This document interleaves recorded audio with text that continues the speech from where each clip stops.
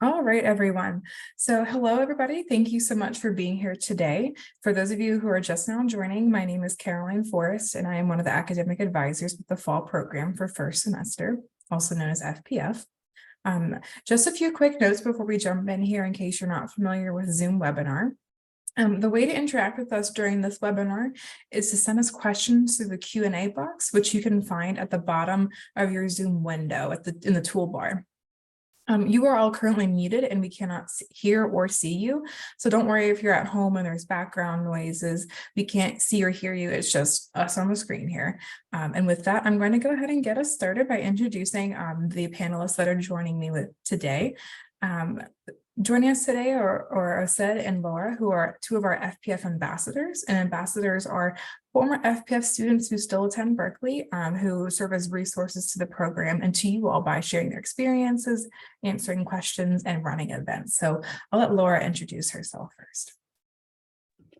Hi, everyone. My name is Laura. My pronouns are she, her, and I was part of the 2022 FPF cohort. I am now entering my sophomore year, and my intended majors are political science and English. Awesome. Thank you. Osed? Hello, everybody. My name is Osed Asif, and I'm a rising sophomore planning to major in business administration. I was in FPF, like you all will be, in my freshman year, which means fall of 2022, which is pretty recent. I'm looking forward to engaging with you all in this webinar. Thank you both. Okay, so there's a couple of timelines that I want to share with you all just to make sure you're aware, as this will impact your schedule planning and enrollment. The first is that Golden Bear Advising, also known as GBA, runs from May 30th to June 20th, and you'll need to have the Plan Your FPF Schedule assignment completed by June 20th at 11:59 p.m. Pacific time. And that's next Tuesday, by the way, so if you haven't done it, get started. Summer advising appointments are available after you complete Golden Bear Advising, and these appointments will take place during June and July. After you complete GBA, you will receive an email from your academic advisor with the link and instructions on how to schedule an advising appointment if you would like one. So please allow for 1 to 2 business days for us to send this information to you after you complete GBA. And just as a note, if you do not complete GBA, you will not receive the link to schedule an appointment prior to enrollment. Okay, the next timeline I want you to know about is July 13th kicks off phase 1 of enrollment. UC Berkeley has a couple of phases of enrollment each semester, so you'll enroll in part of your classes up to 13.5 units between July 13th and August 3rd in phase 1. And then starting on August 3rd, phase 1 happens from July 13th to August 3rd. And then phase 2 begins on August 13th, when you can enroll in up to 17.5 units if you desire. And the following day, on August 14th, is the first day of adjustment period, which is where you can enroll in up to 17.5 units. And I'll explain more about the phases later, but these are just a couple of days to mark in your calendar and also get to become familiar with, because you'll have this multi-phase enrollment model throughout the rest of your time at Berkeley. Okay, but where do you start with major exploration? It's a pretty big topic, and hopefully that's something you're thinking about if you're here at this webinar or watching along later. But I want you to think about, like, what area or topic are you most interested in, and what field of study might it fall under? So, for example, are you fascinated by how the stars align at night, or maybe why people make the decisions that they do? Maybe you love spending your time convincing other people to read your favorite book, or examining the impact of COVID-19 in your community. So each of these activities or passions are associated with a field of study, or multiple, within the College of Letters and Sciences. So first we have the Arts and Humanities division. So think of majors like art history, comparative literature, media studies, etc. Next, we have math and physical sciences, which are majors like the earth and planetary science domain, cognitive science, anthropology, computer science, math, things like that. After that, there's the biology sciences domain, and these are majors like molecular and cellular biology, integrative biology, etc. And there's also the social sciences like psychology, political science, and ethnic studies, to name a few.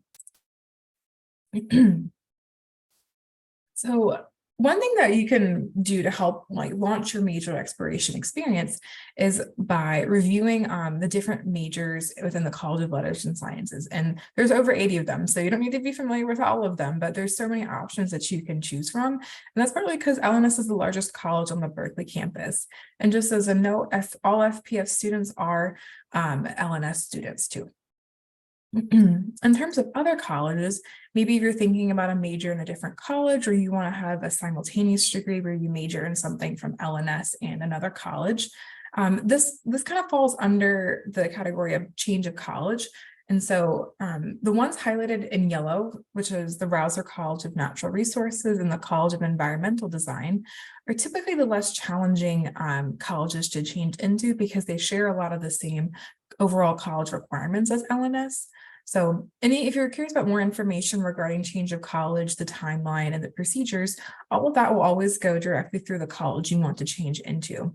So if you're interested in changing colleges, you will start that process by consulting with that college advising office and reviewing the steps outlined there. Okay, so it's time for a little major myth busting game.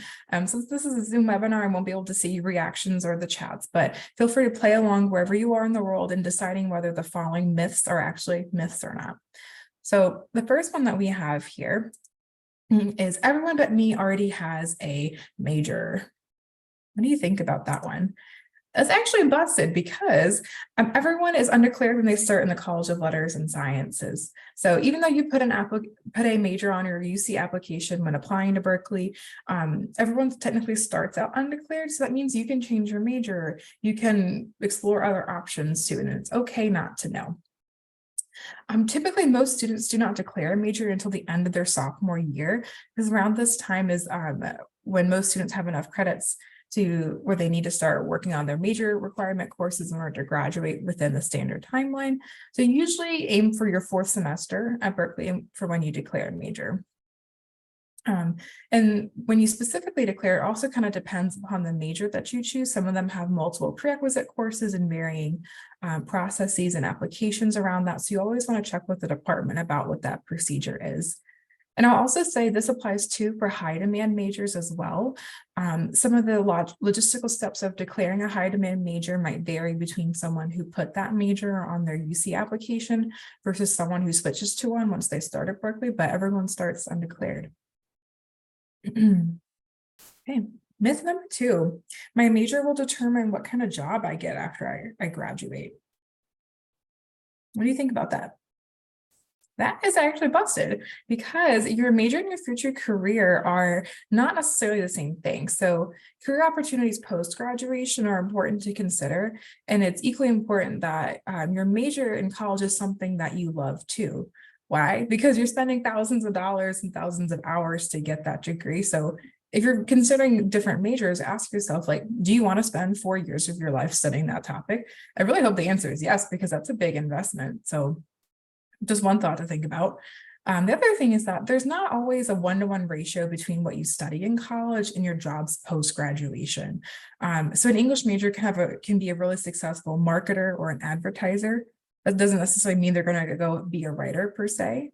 Same thing for a psychology major who might use their understanding of the human mind to advocate for children's mental health at the federal government level, for example, or they might become a public recreation activities manager, right? There's not always a 1-to-1 relationship with your jobs.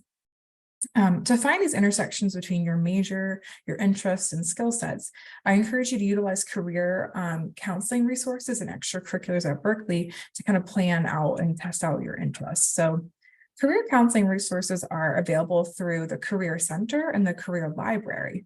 The Career Library has a lot of really cool career assessments, and these inventories can help students explore and identify interests and values that can be tied to certain occupations or industries. So based upon what occupations come up, various majors or fields might be recommended for you there.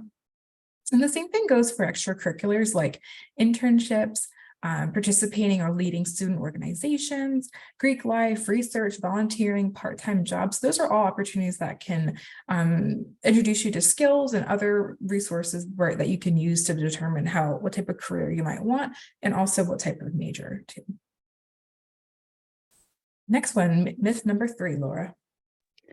So myth number 3, if I change majors, I won't be able to graduate on time. So what do you guys think? This one is also busted. The LNS degree is designed for you to complete your degree within roughly around 4 years. And that accounts for students that change their mind about the majors, like myself. This is also why you don't want to put all your eggs in one basket when it comes to scheduling and planning. Taking classes from all different subjects and fields can expose you to new possibilities that you may want to pursue for a major or a minor. Additionally, many LNS majors share prerequisites, so it's feasible to plan for multiple majors or make a switch if you change your mind. Additionally, go talk to your advisor who can help you explore all of your options. For me, I like to add that piece of exploring different areas is something that came with FPF really naturally. Talking to my advisors and talking to previous FPF students really helped me sort of discover that I not only had an interest for political science, but that I also had a passion for writing. So I decided to take a writing course my first semester at FPF. And that sort of helped me decide that I actually, instead of minoring in English, I wanted to pursue that as a major. So, yeah. Yeah, absolutely. Everything that Laura said, retweet. I also want to add to the touch on the advisor piece. When you go to talk to an advisor about changing your major or doubling or like changing your mind, anything along those lines, that's totally welcome. We love those types of conversations. We can help you find other majors that might be interesting to you and see if there's any overlap, or just work on the logistical piece of planning out how all of this works. Okay. Myth number 4, Sid, take us away. Yeah, sure. So myth number 4 is that I don't have time to take classes just for fun. This is also busted. So which means that most majors are about just 50 units and you need to take a minimum of 120 units to graduate. These 120 units include major courses, other degree requirements, electives, and units from previous college courses or test works. Elective courses can help you towards this 120. So discover and develop new or existing interests and build out a network. A question for all of us ambassadors is that what class have we taken for fun? And personally, I took a class which was Introduction to Public Speaking. It was a 2-unit elective class at FPF, which was amazing and was one of my best experiences at FPF.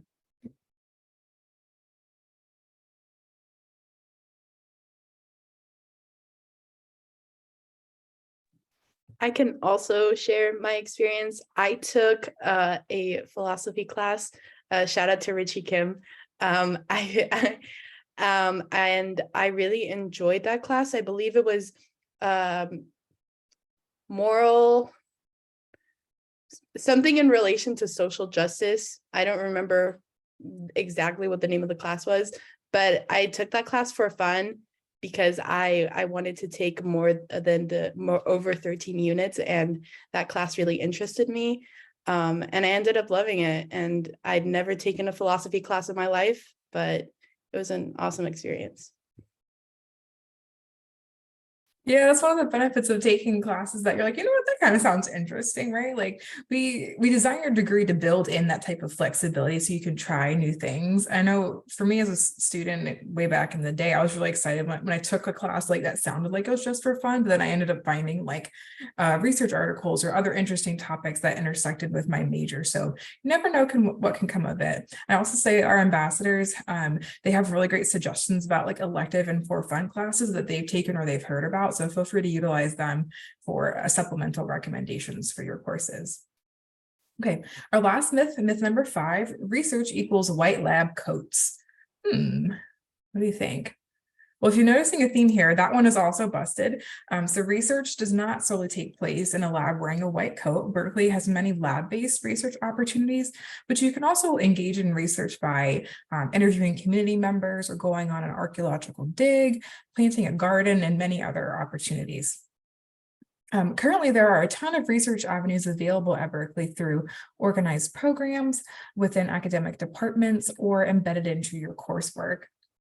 One of those organized programs is called the Undergraduate Research Apprentice Program. For more information about that, you can visit their website at URAP, that's URAP.berkeley.edu. Another program you can engage in for research is called SURF, S-U-R-F, and that stands for Summer Undergraduate Research Fellowship. Many academic departments also have research-specific courses integrated into their programs as well. So there's plenty of opportunities for you to engage in research, even as a first-year student.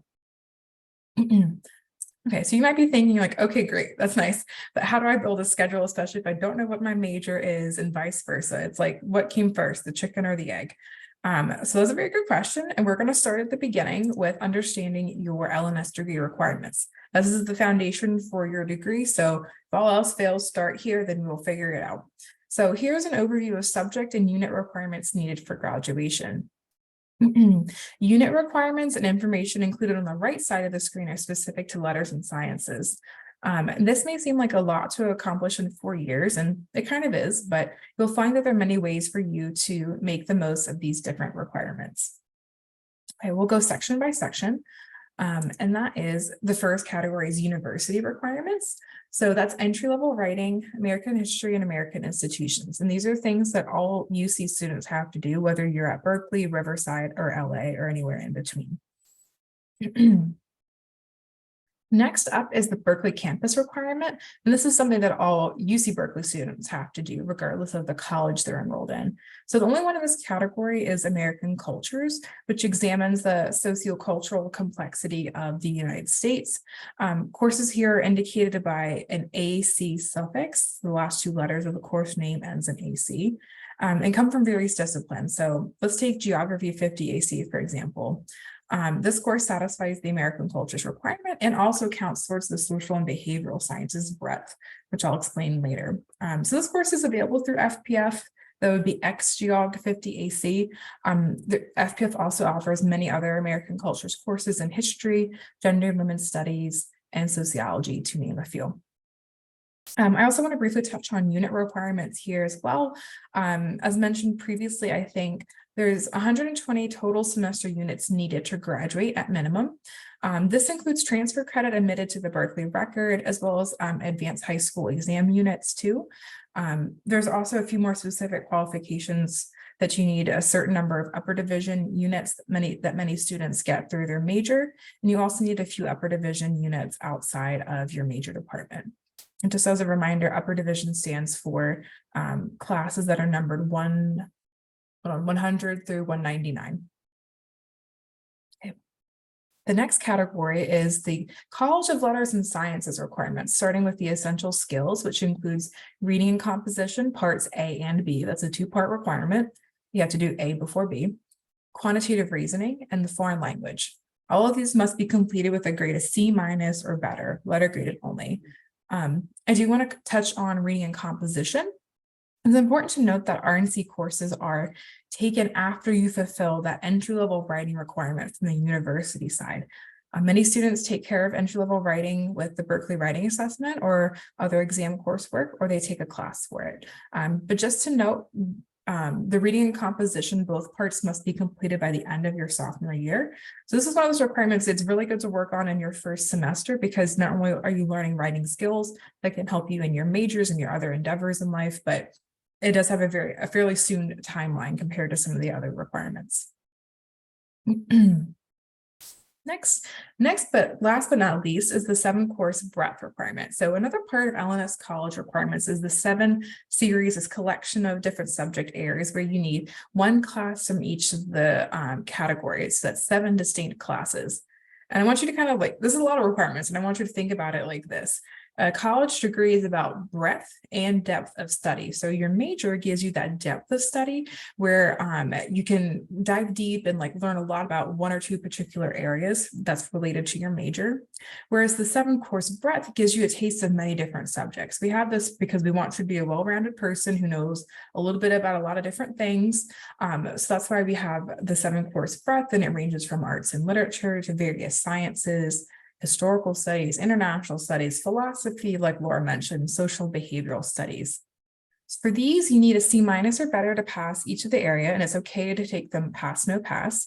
which means that you do not earn a letter grade for the course. Please note that exam scores are also not accepted for breadth classes, so they'll need to be satisfied at college level, whether that's at Berkeley or maybe study abroad.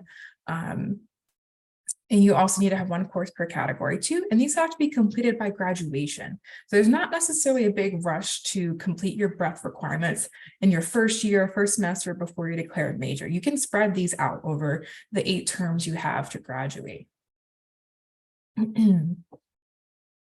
Okay, so now that you understand your degree requirements, next think about what classes you know you need to take, right? So these classes you know you need to take can serve as the foundation of your schedule, especially if you're not really sure what major direction you want to go in.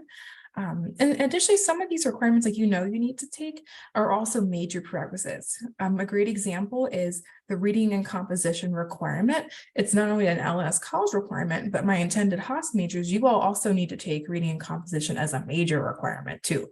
So it's kind of an area where you get like a 2-for-1 deal, so to speak. So it's totally reasonable to find some overlap between those 2 areas.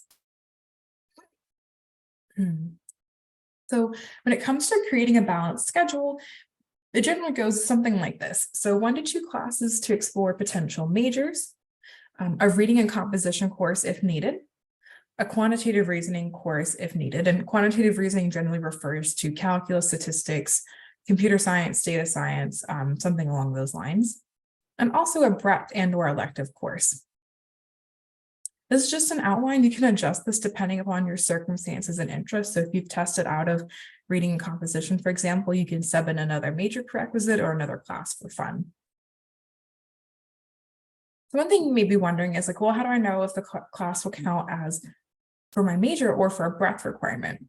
So on the logistical level, you can search in the academic guide to see what requirements the course satisfies by going to classes.berkeley.edu and searching the course there. But another example that might illustrate this is let's say you take that philosophy 2 class, individual morality and social justice. That's what it's called, Laura. Let's say you take that class in your FPF semester, but you're also thinking about maybe doing a philosophy major, perhaps. So once you get into the class, maybe it turns out maybe you don't like it, for example. Don't sweat it. As long as you pass the course, it still satisfies the philosophy and values breadth requirement, even if you decide you're not going to use that as a major prerequisite. So it's okay to pick classes that sound interesting to you, and later on, it'll be clear which ones can work for just your breadth requirements or work for your major, or both. And remember, you've got time to explore and change your mind in your first few semesters. And as you kind of hinted at before, you don't need to know right now, these things will kind of fall into place. And that's why you have resources like your advisors and the ambassadors to help you along the way. Okay, let's get into some sample schedules here. We're gonna go by like cluster and types of majors. So this is just a sample to illustrate how someone in the arts and humanities might make a schedule. So let's say you want to pursue a philosophy major, following up with my last example. You can take philosophy 2, which is a 4-unit class for major exploration. And then you follow up with anthropology 1, biological anthropology to fulfill the biological sciences breadth. And then you take comparative literature R1A for your reading and composition part A requirement. Those would be your main core classes coming from FPF for that minimum 9 units from the program. And then as your elective course, you take LNS 1, which is a 2-unit elective class to help you with major exploration. So overall, this schedule would lead you to about 14 units total, which is a fairly average number for your first semester. Someone who's aiming for like a physical sciences major, remember that's things like astrophysics, physics, computer science, etc. They may have a schedule that looks a little bit more like this, where they start with Math 1A. The Math 1 series is the standard calculus series that's geared for physical science majors. So this would count as a major requirement. And they also take environmental science, policy and management 15, which is intro to environmental science, I believe, as another major exploration class, maybe if you're into the EPS department, or if you're just interested in the subject. They also take English R1B for reading and comp part B, and then film 50, film in the California imagination, I believe. And this is an art and literature breadth course. You'll notice that's also different from like the math and science classes, this schedule. We want to balance out and like activate all parts of our brain here. And this yields you about 15 units, which again is somewhere in the middle where we want most students to end up with their first semester schedule. So someone who wants to do a biological science field or maybe do pre-med down the line, you might start with Math 10A, which is another calculus series that does calculus, statistics, and combinatorics. The series is really good for folks who want to go to medical school and are trying to tackle that statistics requirement, or are just generally interested in the biosciences field. After Math 10A, you might do Psychology 1. This is a pre-health requirement, as well as can help give you some perspective for MCATs if you apply to medical school. Additionally, they also take English R1A, which is a reading and composition Part A requirement and works towards the pre-health requirements as well. This person might also do a decal course, which is a 2-unit or less elective. That's a student-taught course. The subjects vary each semester, but they are truly fascinating. And this person ends up with about 13 units in their schedule. So that's a minimum number of units needed to be full-time enrolled in the College of Letters and Sciences, and it's totally fine to take a minimum number of units, depending upon the combination that you have. So someone who's thinking about a social sciences major, this person might do global studies 10B for the major exploration if they're thinking about like the global studies major, perhaps. You could also fit in political science too for major exploration. It's a related field. They also take statistics too as a quantitative reasoning requirement for the college. And they follow that up with Asian American Studies R2B for the reading and composition Part B requirement, for an overall unit count of about 15 units. And someone who is undecided, still hasn't found any particular field that they lean towards. This person is starting out with college writing R1A, which is the 6-unit class that satisfies the entry-level writing requirement and reading and composition Part A. They are also taking ESPM 15, which satisfies either the biological science or the physical sciences breadth, and Anthropology 1 for the social and behavioral sciences or biological sciences breadth. I also want to point out here too that with the 7-course breadth, you need 7 distinct classes. So even if a course like Anthro 1 is approved for 2 different breadth requirements, as a student, it will only count towards one of them for you. So keep note of that as well. And this particular student who is ending up with around 14 units, and this is a pretty good place to be in because college writing R1A is a 6-unit course that will take up a good chunk of your schedule. So you want to balance everything out accordingly. Yeah, Laura, I know said what were your first semester schedules? I know I was your advisor last year, but I don't quite remember off the top of my head. I can go first. So in my first semester at FPF, I took a bunch of classes. So I took 2 breadth requirement classes, and the first being XGO4, which was World Cultures and People. And then my second class was Introduction to American Politics. So X Poli Science 1. And then I took Math 32, which was pre-calculus. With that, I took a public speaking class at FPF as an elective, as I said before. And then just to get a on-campus vibe and see how classes are at on campus and interact with other people, I took a decal on campus. And I think this was a pretty well-rounded schedule, as I was able to get the best of the both worlds, both on campus and FPF. And if you guys have any other questions about this schedule, I can answer them further in the question and answers. Yeah, so my schedule, I took a combination of breadth requirements, but also I wanted to get a taste for my major. So I decided to take Poli-Sci 2, Intro to Comparative Politics.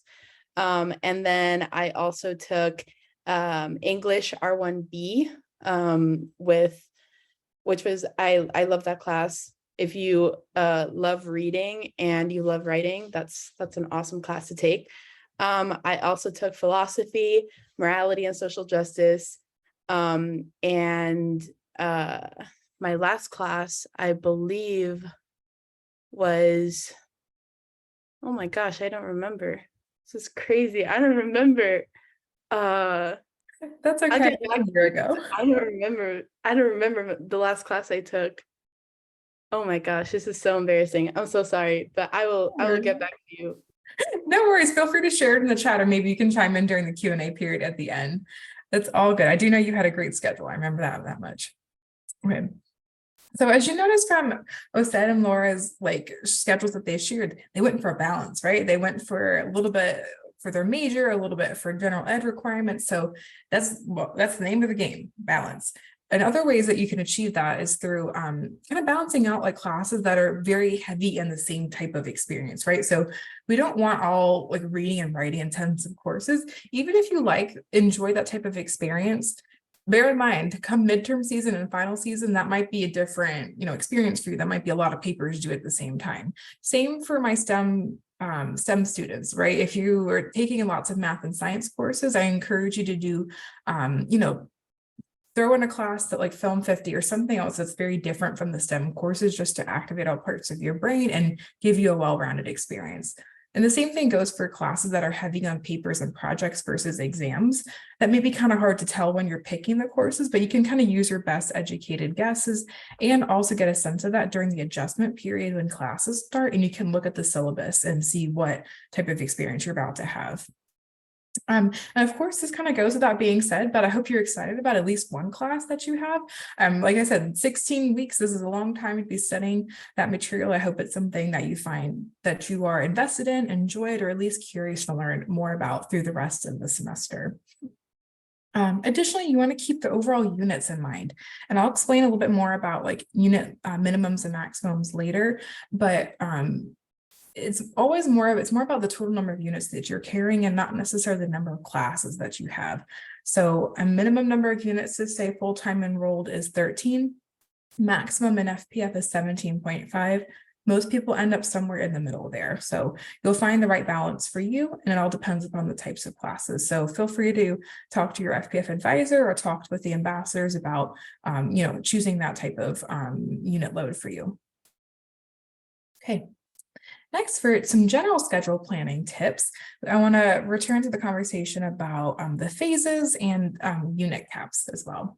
So phase 1 versus phase 2 versus adjustment. Why do we have 3 phases of enrollment at Berkeley? This is for a couple of different reasons. It's partially to kind of manage thousands of students logging on to Cal Central at the same time to enroll in courses.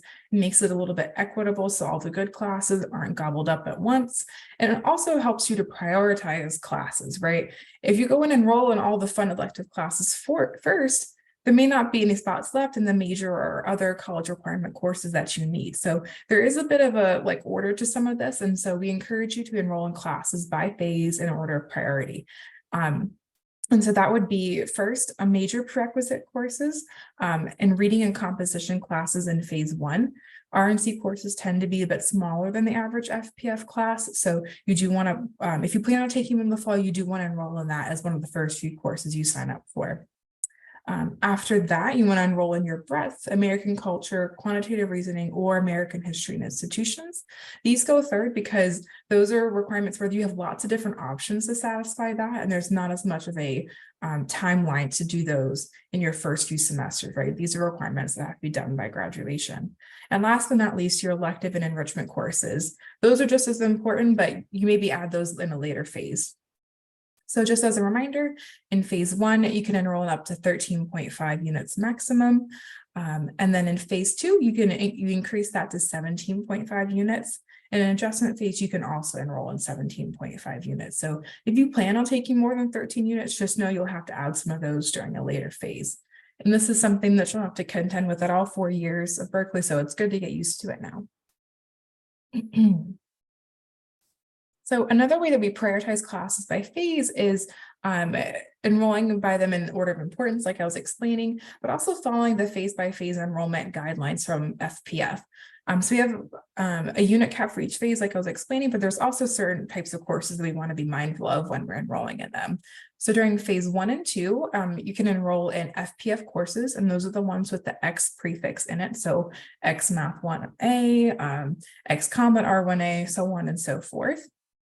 You may also enroll in 2 units or less courses outside of FPF, with the exception of freshman and sophomore seminars. So if you're taking a theme housing unit or a theme housing for your residence hall and you need to enroll in your seminar, you can do that in any of the phases, or maybe you want to take a Berkeley Connect course, you can enroll in that during phase 1 and 2.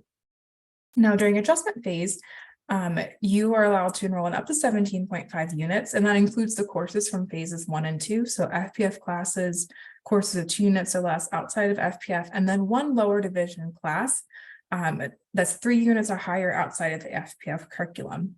And lower division means it's a course numbered 1 through 99, and these are classes geared towards first-year students. And this information is also in Golden Bear Advising as well as the FPF website too. So you have that for your reference.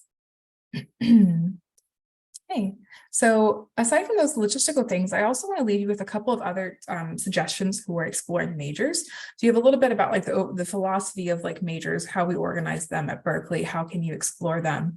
And also here's a tool that you can do over the summer or during your first few semesters at Berkeley to familiarize yourself with these resources, and that's called the guide game. So the guide game is an activity that any student can do to gain a sense of all the fascinating subjects, courses, research topics, and departments that Berkeley has in order to guide you to a major. So you want to navigate to guide.berkeley.edu. Let's see here, and thank you, Ased, for putting that in the chat. So this website is a really great handy dandy tool. It shows you all the courses for each semester and all the majors. So you want to go to the undergraduate tab and then click on majors and minors to find those. Yes, it's guide.berkeley.edu.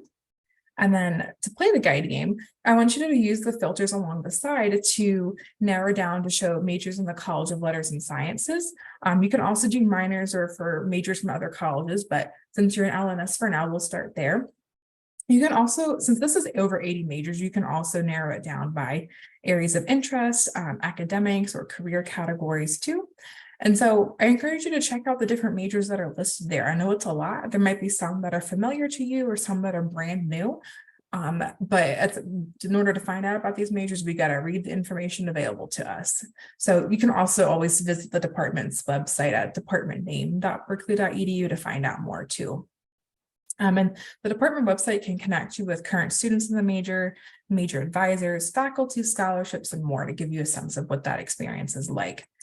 But when you're actually playing the guide game, I want you to like read through those options listed and write down all the majors that stand out to you. So read the different descriptors of majors in LNS, and if you're not sure about what a particular major is, check out its summary in the guide. You can also see prerequisite courses and information on how to declare that major. You'll also get a sense of upper division classes to see like what might you be studying in that program? Like what does a psychology major actually study, right? What are those course names? And pro tip, since all the course names listed in the guide are hyperlinked, you can hover over them and see a course description and when it's usually offered too. So as you're doing this, I want you to ask the question to yourself, are a lot of these classes appealing to me? Like notice your reactions. Like where do you notice yourself saying like, oh, that sounds like a really fascinating class. I'd love to take it. Or are you reading this list of courses and saying to yourself, oh, I would never be caught dead, like taking that type of class. So kind of pay attention to the reactions that you have as you're looking through these classes. And if you notice that a majority of classes for a particular major sounds super boring or like not interesting to you, maybe you move on to something else. But if it sounds appealing, add it to your list of potential major candidates. And so this is a process of elimination. Repeat this a couple of times as you go through the academic guide, and then narrow it down to about 5 to 7 ones that sound genuinely interesting to you. And so this might take some time, whether it's a semester or even 2, but once you've narrowed it down, you can go visit the departments to get to understand them a little bit better. Some other ways to identify majors and what you might be interested in include sitting in on classes. You can talk to instructors as well.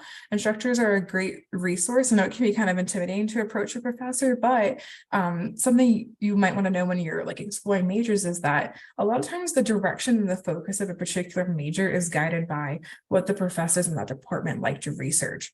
So if the professors in the Department of Linguistics, for example, are really interested in language preservation and language revitalization, that might influence the types of courses they're able to offer each semester. You'll still get like a well-rounded experience, but if you're not necessarily interested in language preservation, that might influence your decision about how much you engage with that major. Of course, you definitely want to talk to current students who have been in your shoes before. You can utilize the FPF ambassadors, and you can also talk to current students that are associated with the major department, because many departments have their own peer advising programs where you can talk to a current peer as a trusted resource. So always talk to other students too. And of course, you can ask your advisor who can help you with some of the logistical planning purposes. So I encourage you to start with your FPF academic advisor, but if there might be times or experiences where you might need to go talk to the major advisor for a more major expert opinion on that. And of course, make sure you're attending events that are hosted by the department. Many majors have like listservs or email chains where you can be notified of events happening within the major, so you can get connected with folks in that department. You can also learn about research, and as we were explaining before, research can be embedded into courses that you take, or maybe there's research-specific programs from that department. Even if you're not necessarily declared within a major, you may still be able to engage in research associated with that field too. And last but not least, you can take an elective course called LMS 1. I mentioned this earlier, but LMS 1 is a class that's offered in the summer and in the fall. I believe it's a 1-unit course, I believe, that helps you explore areas of study within the College of Letters and Sciences. This is an asynchronous 1-unit class that you can add to your schedule. It's a great way to kind of give you some like structured exploration of different majors within the college. Okay. So that concludes the organized content of our program today for our summer webinar on major exploration. Let's see what types of questions and answers came through in the Q&A box. Feel free to throw in some more questions and answer. Okay, one question that came in is it difficult to sign up for classes? I heard there were wait lists. How can we avoid this? So I have a couple of tips about wait lists, but I'd love to hear from the ambassadors about this. What do you all think?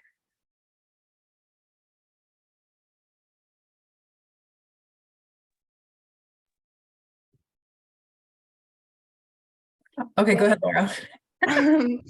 In my experience, I think it really depends on the class, whether it is a very high demand class, that a lot of people are interested in.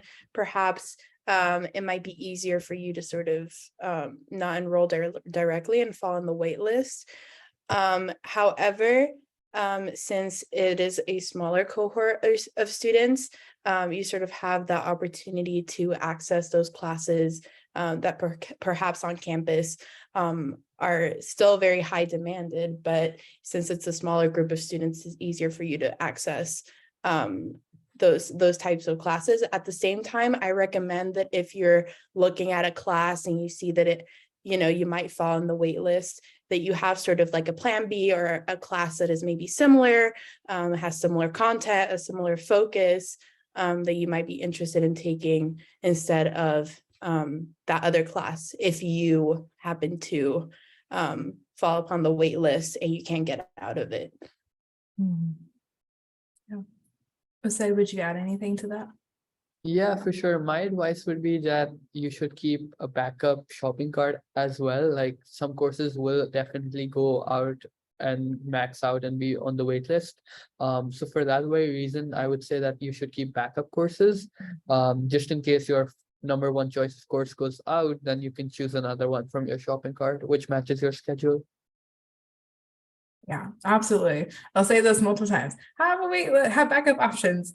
The wait list can be kind of frustrating at first, but it is one of those things that's a very unique Berkeley experience. I'm sure Laura and Osed have both been on wait list before, and it's either worked out or it didn't work out.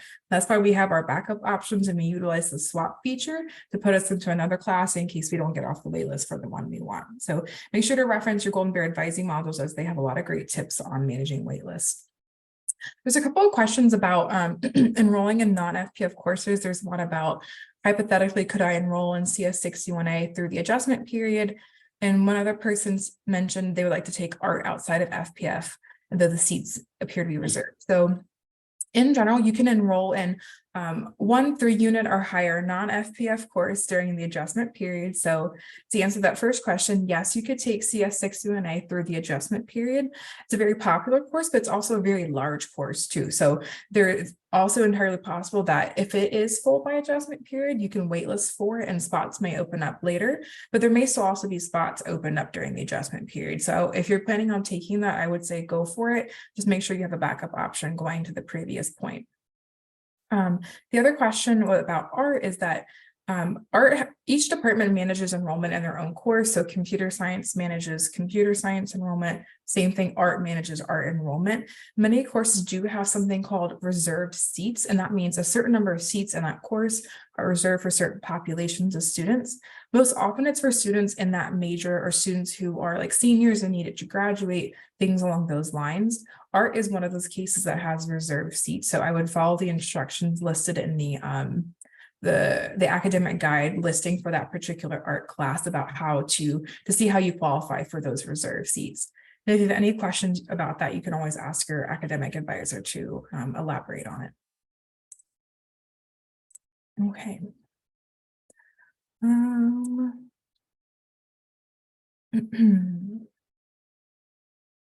One person said, to be clear, are we enrolling into classes in July? Yes, so enrollment, the first day of enrollment for phase 1 begins July 13th for all first-year students. However, each student has their own assigned enrollment time. This is all listed in Cal Central on the My Academics tab and the class enrollment card. So you'll see your phase 1, phase 2, and adjustment phase dates and individualized times during that. So I encourage you to reference that ahead of time and plan accordingly. Someone else asked, I have a list of possible courses that I would enroll in, though I know I can only choose a couple. My question is, may I wait until I meet with my advisor? So kind of yes and no. It's good to have multiple classes that you're interested in, knowing that you may not end up enrolling into all of them because there may be too many units, for example. So you do not need to wait to meet with your advisor necessarily, but do know you won't be able to enroll in courses until the first day of phase 1 enrollment, and that specific date and time is also listed in your Cal Central. One person shared, thanks, said it would be helpful if you can give an example run through of how a student would go through phase 1 to an adjustment. So do you remember how you approached that last year? Yeah, so it was like in phase 1 you can enroll up to like 13.5 units. So in phase 1 I enrolled in my 3 main classes, which were pre-calculus, math 32, and then X geography 4, and then introduction to political sciences. So in phase 1 you will basically enroll in up to 13 units, and you can plan that strategically in classes that you think might go out on and max out and go on the wait list. And then in my second phase, which was where I could enroll up to 17.5 units, I took classes which were optional. So I took an elective class such as public speaking, and then I added a decal as well as a hiking class, which was a physical education, which I highly recommend as well. Yeah, one thing about the decals I want to mention too, the current semester decal schedules are not released until a few weeks before the semester starts. So if you want to take one in the fall, you should check their website and the academic catalog in mid to late August. Yeah, Laura, did you interrupt? Sorry, yeah, go ahead. I didn't mean to cut you off. I wanted to recommend a resource that I used for when I was enrolling in classes, especially for phase 1. There's a website called Berkeley Time, and in that website you can sort of check out the sort of demand of certain classes, how many students like took those classes and how quickly they filled up. So if all the spots were filled out phase 1 or phase 2 or phase 3, that can sort of help you organize when you're going to enroll for your classes, because sometimes it's a little bit difficult to predict, oh, is this class going to get filled up first or this one or this one? So I'm going to put it in the chat, but that's a really cool resource to have. Yeah, absolutely. I know that's a popular one people like to use. What were some other resources that you all used when it came to planning for classes? So Laura, you mentioned Berkeley Time. Was there anything else you used?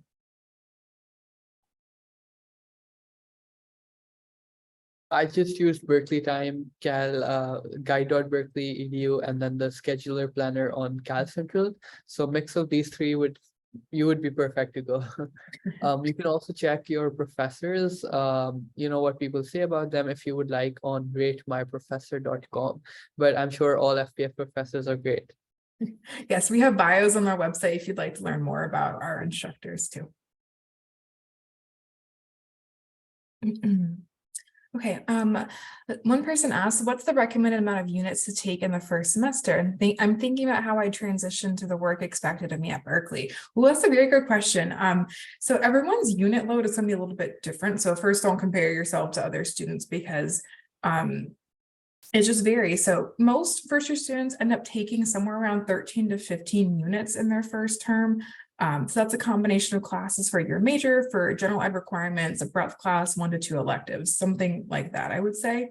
But it also depends on the combination of courses. For example, if you're taking that 6-unit college writing class, that takes up a big chunk of your schedule. And so you may only do like about 2 other courses per se to give yourself a balanced schedule. So at minimum, you need about 13 units to be full-time enrolled, unless you have an improved reduced course load through the disabled students program, or maybe you're a student parent or you're working full-time. But minimum 13 generally, and maximum 17.5 units. So somewhere in between that is a good place to be. I will also say that many students enroll in more units than they plan on taking. And so that's called shopping and dropping, right? So say they enroll in 17 units, but they intend not with knowing like they don't want to fully take 17 units because they would be too busy. But during the adjustment period and when classes start, they attend all their classes for the first 2 weeks or so, and they drop the courses they don't plan on taking. So that way they end up with what they actually want. Yeah. One way to think about that too. We got a couple more questions that have come in. Let's see here.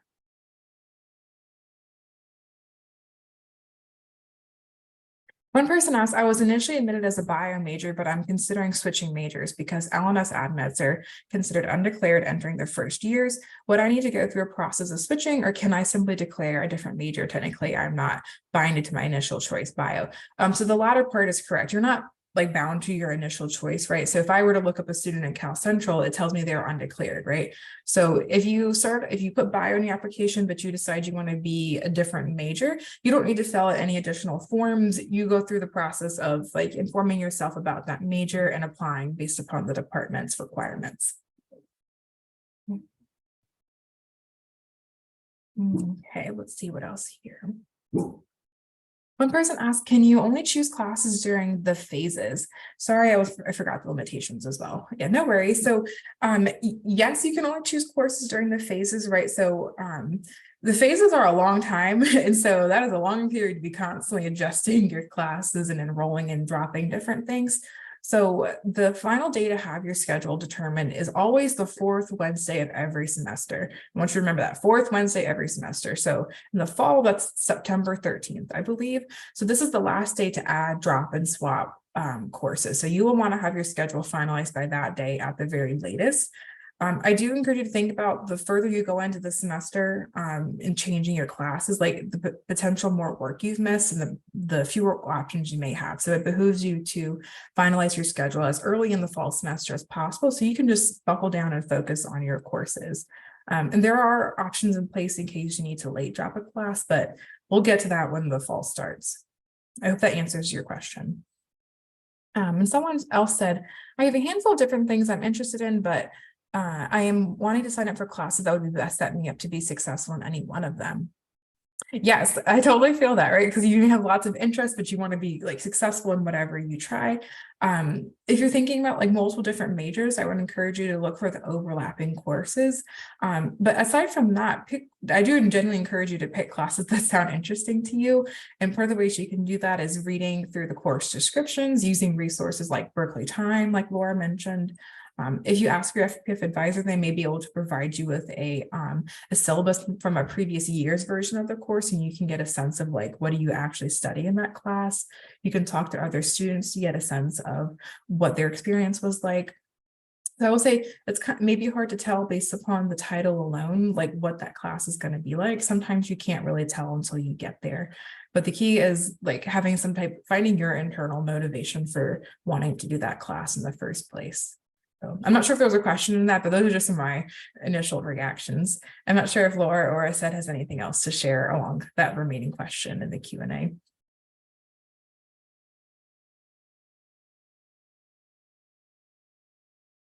Cool. Let's see here. We've got 1 more minute for other questions. Let me see if there's anything else that we've answered previously that I want to share aloud. I think we're able to get through anything. Let's see, ambassadors, do you all have any final thoughts about major exploration or enrollment?